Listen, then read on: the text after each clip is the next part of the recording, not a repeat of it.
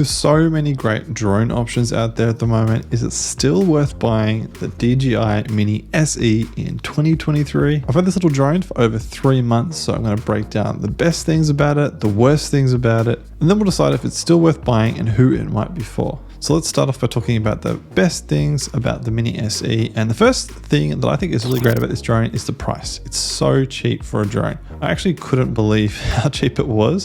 It was part of the reason why I've never really got into drones, is because I thought they were all thousands of dollars, way out of my price range. So I never really looked into it. But when I found out that the Mini SE is $299 US, it actually really made me think more seriously about looking into it and actually buying it. And this is kind of for two reasons. The first reason was that it meant it was a low cost of entry, and I wasn't 100% sure if I was going to use a drone a lot or if it would just end up sitting in my cupboard collecting dust. So I thought I could just spend a couple $100 and get a feel for what a drone is like, and then decide from there if this is something that I'm into. The other reason why I found the price so attractive was that it meant that it's a low risk way of practicing with a drone. I think one of the biggest concerns of a lot of new drone owners is their little drone flying away and disappearing and you're never getting it back. And for me, I definitely feel a lot more stressed if it was $1,000 or $2,000 drone that was at risk of flying away or getting lost. Whereas because it's only a couple $100, I'm willing to risk it a lot more. And it also just means I'm more willing to practice with my drone in general. I'm more willing to take it out and try new things, try different types of shots that maybe I wouldn't have the confidence to do if it was a really expensive drone. So the next best thing about the Mini SE is the fact that it's really easy to use and it's got a surprisingly good amount of smart features. Now, the first of these features is the return to home feature. Now, the Mini SE is all tracked via satellites, so it knows the exact point where it took off from. So if you do happen to lose connection with your drone, or it flies out of range or something like that, it will automatically return back to the place where it took off, which really gives you a lot of peace of mind. It definitely gives me a lot of peace of mind. The Mini SE also has a ground sensor, which means that it's really easy to land. All you have to do is get it down to about 1 meter off the ground, keep holding down on the left joystick on the controller, and then the drone will go into an automatic landing mode where you really don't have to do anything except watch it land. Also, something that I didn't really think that much about before I got it was that, like most modern drones, if you let go of the controls on the SE, it will just automatically hover in place. So if you get a bit stressed or if you feel like you're about to hit something, just let go of the controls and the drone will stop. The last feature I wanted to mention was the fact that if it does run low on battery while it's out flying, it will automatically return to home as well. And the cool thing is, it dynamically figures out how long it will take to return home and adjusts the point at which it starts coming back if the battery's low based on that. So again, you don't have to worry about it dropping out of the sky because of a flat battery and you flew it too far. It will just come home automatically before it even gets to that point. So the next best thing about this drone is actually the camera, I think. Considering how cheap of a drone it is, the camera quality is actually not bad. It's got a max resolution of 2.7K, and then you can also shoot 60 frames per second at 1080p, which again is decent. It's not 4K, but if you're just posting to social media and stuff like that, then it's definitely enough to have 2.7K. In my opinion, ND filters are an absolute must because that means that you can get a correct shutter speed, which makes your footage just look that much better. But all things considered, for a tiny little camera that's attached to a drone, I think the footage genuinely looks quite good. I think the last great thing worth mentioning about this drone is the battery life. Now, DJI rates the battery at 30 minutes of flight time, but I find it's generally closer to around 20 minutes depending on how fast you're flying it and how windy it is on the day. And when you hear 20 minutes, you might think, oh, that's not very long.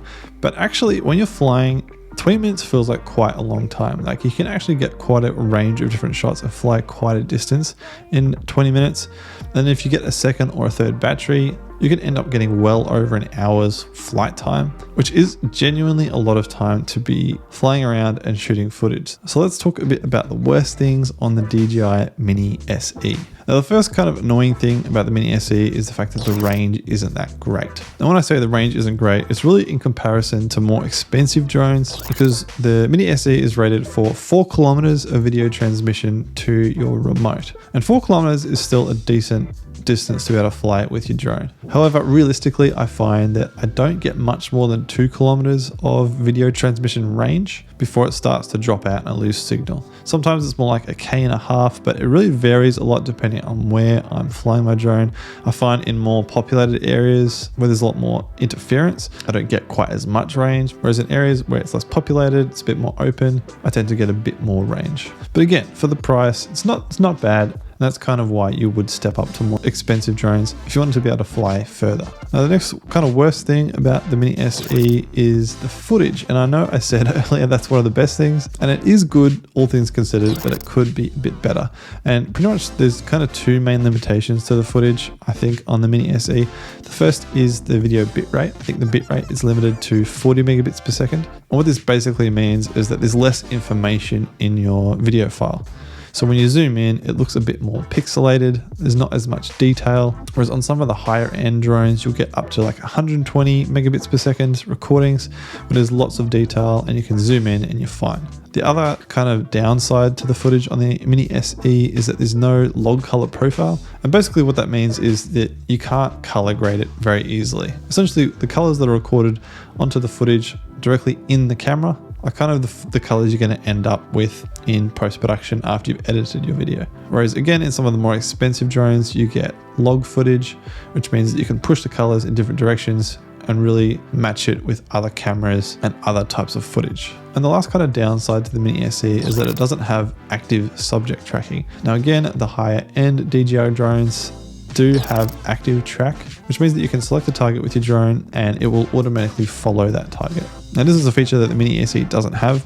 It does have a form of tracking, which is quick shots. So you can select a target for those, but they only do kind of like predetermined shots, which are handy for sure, but they won't follow you if you move around the place. However, there is an app called Litchi or Litchi, I'm not quite sure how you pronounce it, which you can buy on the App Store, and this enables the SE to actually active track. So that's definitely worth looking into. I recently bought it, I'm still testing it out, so let me know if you'd like to see some content on the Litchi app. That's definitely an option if you do want tracking on the Mini SE. So is the Mini SE still worth buying? Now personally, I definitely think it's still worth buying even in 2023. And that's essentially just because it's a great entry point into the world of drones. I think if you go for like a toy drone, like a $50 drone, it'll be a pretty bad experience and the footage you get won't be anywhere near as good. And so the SE is kind of a good place to start if you just want to get a feel for drone cinematography and even just practicing with a proper drone that has smart features and it's really easy to use. And the other big thing, which I talked about earlier, is kind of the price point. Because it's so cheap, it's a good way to just test out the whole drone world and see if it's for you. Because I know some people who've bought drones and then it just ended up sitting in their wardrobe or their storage and they never touch it. Or like me, you might absolutely fall in love with drone cinematography and fly it really regularly and start eyeing off the more expensive drones. But before you do go out and buy the Mini SE, make sure you watch this video here where I talk about 5 things that you need to know before you buy your first drone. Other than that, I hope you have an amazing day and I'll see you very soon in the next video.